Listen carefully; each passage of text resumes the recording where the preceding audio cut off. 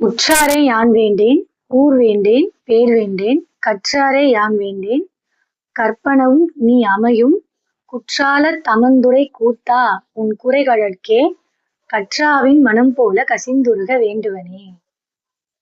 திருவாசகம். இப்போ நாம எல்லாருமே இறை வழிபாடு பண்றோம், கோவில் போயிட்டு சுவாமியை பிரார்த்தனை பண்றோம்னு வச்சுக்கோங்களேன். என்ன கேட்போம்? இப்ப நம்ம இருக்கிற நிலையை விட ஒரு படி மேலான நிலையை கொடு அப்படின்னு தான் கேட்போம். கரெக்டா? ஃபார் இன்ஸ்டன்ஸ், இப்ப நான் மந்த்லி 1 lakh சம்பாதிக்கிறேன் அப்படின்னா அதை விட அதிகமா சம்பாதிக்கணும். இல்ல இப்ப எனக்கு வந்து ஒரு வீடு இருக்கு அப்படின்னா இன்னொரு வீடு வாங்கணும் அப்படின்னு எல்லாருமே அப்கிரேடேஷன் தான் கேட்போம். கரெக்டா?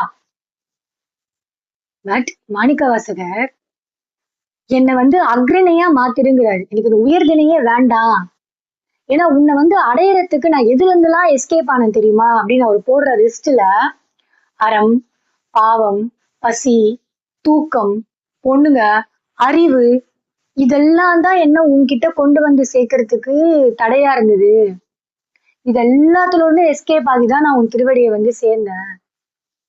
சோ எனக்கு இந்த அறிவே வேண்டாங்கிறாரு. ஏன்னா 6 அறிவு அப்படின்னு சொல்லப்படுற மனிதன்ல இருந்து 5 அறிவுன்னு சொல்லப்படுற அக்ரிணை பொருளா மாத்திடுன்ட்டு. கற்ற ஆவின் மனம் போல கசிந்துருக வேண்டுவனே. அப்போ அம்மா பசுமாடுக்கு கண்ணுக்குட்டி காணும் அப்படின்னா அது வந்து ஓகே, ஒன்றும் பிரச்சனை இல்லை, அது எங்கேயாவது மேய்ஞ்சிட்டு இருக்கோம், வந்துடும், ஒரு 1/2 hour வெயிட் பண்ணுவோம், ஒரு 1 hour வெயிட் பண்ணுவோம் அப்படின்லாம் அதுக்கு யோசிக்க தெரியாது. அந்த அறிவுலாம் அதுக்கு கிடையாது. அதை பொறுத்த மட்டும் அது கண்ணுக்குட்டி காணும், அவ்வளவுதான். அப்ப அது எவ்வளவு பதட்டமாகி அது உருகி அது மனதார அது கண்ணுக்குட்டியை பாக்குற வரைக்கும் அது சாந்த நிலை அடையாதோ, அந்த மாதிரி குற்றாலத்துல இருக்கிறியே, உன் திருவடிகள் வந்து நானு சேர்றதுக்கு எனக்கு அருள் புரி, அந்த பசுமாடு மாதிரி நான் ஆயிடணும் அப்படின்னு கேக்குறாரு. That's why Manivasagar is so special. அதனாலதான் அவர் சொல்ல சொல்ல இறைவன் அவர் கையால திருவாசகத்தை எழுதிட்டார் போல இருக்கு.